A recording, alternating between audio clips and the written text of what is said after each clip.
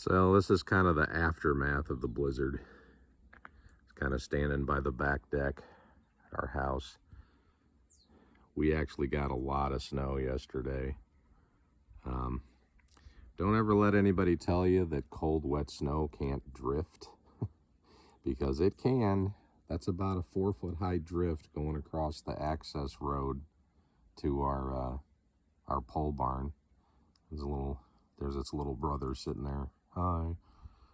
I mean, you can kind of see the size comparison next to our propane tank. That's a huge drift. That's probably the biggest that drift has ever been.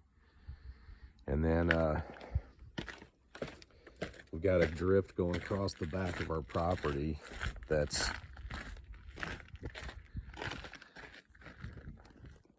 every bit of 4 feet high, 3 feet high maybe.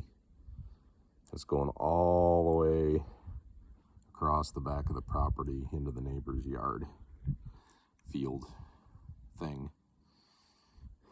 And it's funny because down here, not a whole lot of snow on the driveway. Got a little bit of snow, a little bit of buildup. The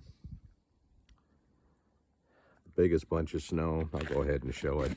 The biggest bunch of snow is right in front of the garage over here.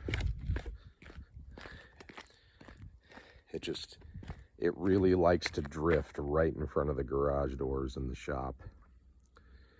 So, yeah, fun times.